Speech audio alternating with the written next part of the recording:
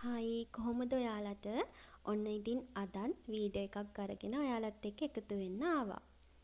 ඉතින් වීඩියෝ එක පටන් ගන්න කලින් මුලින්ම ඔයාලට ආරාධනා කරනවා මගේ channel එක subscribe කරලා මට පුංචි උදව්වක් දෙන්න කියලත්.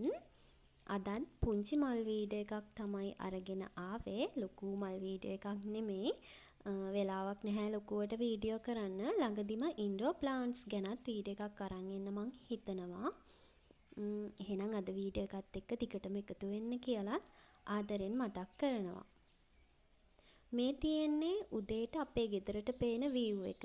ඉතින් හරිම ලස්සන අහසකුයි අර ඈතින් පේන ගස් පේලියයි අපේ වෙලයායයි මැද්දේ මේ හරිය හරීම ලස්සනයි. මේ තියෙන්නේ මගේ දාස්පෙතියා වගාව. දාස්පෙතියා පාත්ති දෙකක් මං ගාව තියෙනවා. මේ එක පාත්තියක් තමයි ඔයගොල්ලන්ට පෙන්වන්නේ. ඉතින් මේ දවස්වල මේකට ගමේ අය තමයි ගොඩක්ම වහවැටිලා ඉන්නේ. මොකද එයාලා දැන් මගෙන් මේ වගේ බීජ ඉල්ලනවා. ඉතින් එයාලටත් මම පුළුවන් විදිහට බීජ දුන්නත් තවත් සමහර අයට දෙන්න තියෙන නිසා මම මේ දවස්වල බීජ එකතු කරගන්න ගමන් තමයි එන්නේ. මේ මල්වල පිනිත් එක්ක අවුව වැටුනහම හරිම ලස්සනට මේ මල් පේනවා. දැන් නම් මේ වගේ පින්න හිඳිලා ගිහින්. මොකද දැන් පොඩ්ඩක් අවුව සැර වෙලා මං හිතන්නේ වෙලාව 9ට විතර දැන්. උදේම බලද්දි තමයි හරිම ලස්සන. මේ තියෙන්නේ මම දාස්පෙතියා බීජ එකතු කරගන්න මල් වේලන්න දාලා. මේ මල් ගහේම පරවෙන්න ඇරියොත් මේ ගස් ඉක්මනට වඳ වෙලා යනවා. ඒ නිසා මල් පරවෙන්න ලං වෙද්දිම ඒ කියන්නේ මල මේරුවට පස්සේ කඩලා වෙනම මේ විදිහට මද පවනේ වේල ගන්න එක තමයි හොඳම.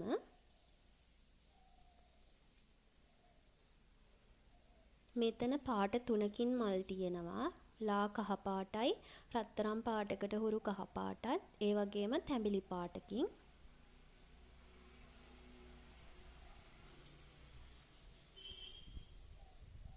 මේ තියෙන්නේ මෑ කරල් බීජ ගන්න වේලන්න දාපුවා. මේ මෑ වර්ගයේ හොඳ අස්වැන්නක් අපිට ගන්න පුළුවන්. ඒ නිසා තමයි මේ විදිහට මේ මෑ කරල් ටිකත් වේලෙන්න දැම්මේ. මේ වගේ බීජ ගන්න.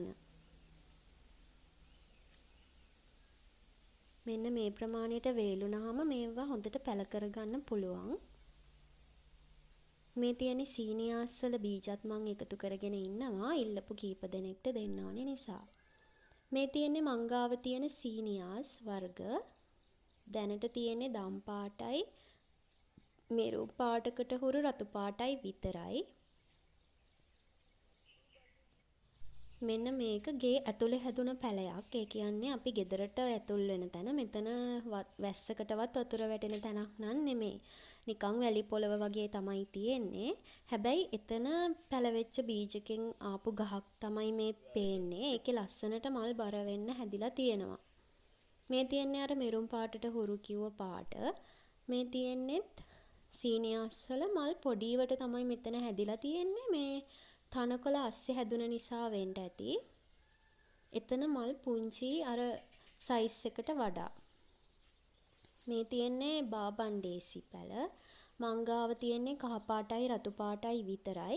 රතු පාටකෙත් මේ දවස්වල නම් මල් නැහැ. කහ පාටකේ නම් මල් තියෙනවා. මෙන්න මේ බාබන්ඩේසි පැලත් මං හිතන්නේ අවුවට තමයි ගොඩක්ම මල් අරන් එන්නේ. මේ තියෙන්නේ අටපෙතියාවල ලාරෝස පාට මල්. එතකොට මේවා අර සාමාන්‍ය අටපෙතියාවලට වඩා පොඩි මල. මල් ගොඩාක් එකම ගහේ හැදුනහම හරිය ලස්සනයි. ඉතින් මං මල් පොකුරක් කඩාගත්තා අද මගේ ග්ලාස් එකට දාන්න. මේ මල ලස්සනයි හරිය ලස්සනයි. ඒක බලන්නකෝ. ළඟට තමයි මේක ගොඩාක්ම ලස්සන. මේ තියෙන්නේ ග්ලාස් එකකට දාගත්තට පස්සේ පෙනුම හරිම ලස්සනයි. මේක ලා රෝසකට හුරු පාටක් තියෙන මලක්. මේ තියෙන්නේ පොකුරු දිය කූඩලු. මේ කලර් එක විතරයි මංගාව දැනට තියෙන්නේ. අනිත් ටිකත් එකතු කරගන්න ඕනේ. අනිත් කලර්ස් ටිකත්. මේ තියෙන්නේ එපීසියා. එපීසියා වල නම් මේ දවස්වල ලොකුවට මල් නැහැ. අතරින් පතරින් මල් කිහිපයක් තියෙනවා. මෙන්න මේකේ නම මන් දන්නේ නැහැ. එක කහ පාටකට හුරු හරිම ලස්සන චූටි චූටි මල් පොකුරක් තමයි හැදෙන්නේ. ඒ පැලෙන්ම තමයි ආපහු චූටි චූටි පැල හැදිලා ඒ වගේ තමයි මේ මල් හැදෙන්නේ. ඒවත් හරි ලස්සනයි. චූටි චූටි මල් ගොඩාක්. තව මල් පොහොට්ටුත් මේ ගහේ හැදිලා තියෙනවා මේ පේන විදිහට. මේක දම් පාට මලක් නම දන්නේ නැහැ. ඒකත් හරිම ලස්සනයි.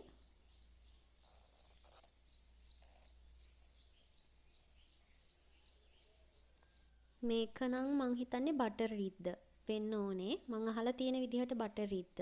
ඒකත් ලස්සනයි මල් ගොඩාක් එක ගහේ පිපුණම. මෙන්න මේකේ රෝස පාටට හුරු දම් පාට තමයි මේ. තව මේකේ නිල් පාටට හුරු දම් පාට පැලයකුත් මං ගාව තියෙනවා. හැබැයි ඒක නම් තාම මල් දීලා නැහැ.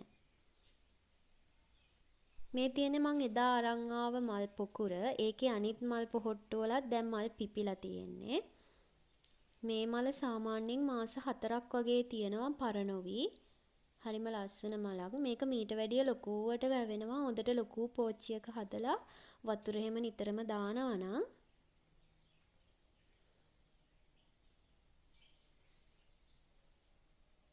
මේ තියෙන්නේ කහ පාට අටපෙතිය. මං කලින් පෙන්නපු රෝස පාට එකට වැඩිය මල ලොකුයි. ඒකෙත් මල් ගොඩාක් හැදිලා තියෙනවා. අවුවට තමයි මේ වගේ මල් ගොඩාක් හැදෙන්නේ. හරිම ලස්සනට පේනවා මල් ගොඩාක් එක ගහේ හැදුනාම.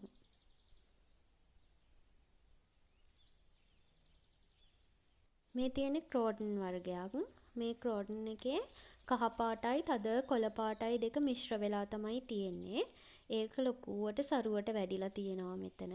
ඒකේ පත්‍රත් හරි අමුතුයි. ඒ ගහත් ලස්සනයි මට හිතෙනවා. ඒක ගේ ඉස්සරහින් ආයෙත් මේකේ අතු පැල කරගන්න ඕනේ කියලා. මේකේ අතු තමයි අත්තක් තමයි මම පැල කරේ. ඒක දැන් ගොඩක් සරුවට වැවිලා. මේ තියෙන්නේ කහ කරඳ ගහක්. මේකට නම් ලොකු වෙන්න දෙන්නෙම නැහැ. සතෙක් විදිනවා.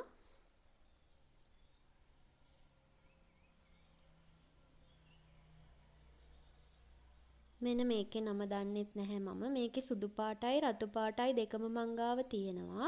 මේ රතු පාට මලක පර වෙන්න ලං වුණාම තියෙන විදිහ. මේකේ මල හැදිලා ගොඩාක් කල් තියෙනවා ඒත්. මේ තියෙන මං හැඟින් පොට් එකකට දාලා තියෙන පැල జాතියක්. මේක පහලට කොළ හැදිලා එල්ලෙනවා. හරිම ලස්සනයි. චූටි චූටි කොළ තමයි හැදෙන්නේ. දුරට බලද්දි හරිය ලස්සනයි. මේ තියෙන්නේ ගොරකා ගහක්. මේ චූටියට රතු පාටට වලට පේන්නේ ගොරකා ගෙඩි. මේවා තව ඉදුණහම වේලලා තමයි අපි මස් මාළු වගේ හදන ඒවට පාවිච්චි කරන්නේ. තාම මේවා මන්දි හොඳට හැදිලා නැහැ.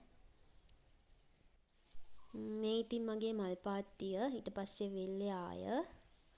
අද ලොකුවට වීඩියෝ එකක් ගත්තේ නැහැ. මල් කීපයක විතරයි වීඩියෝ එකක් ගත්තේ.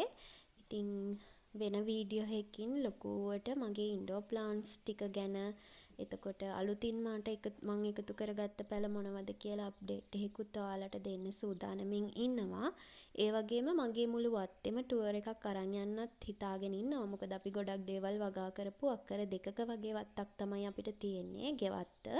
ඉතින් ඒකත් ඔයාලත් එක්ක බෙදා ගන්න ආසාවෙන් ඉන්නවා.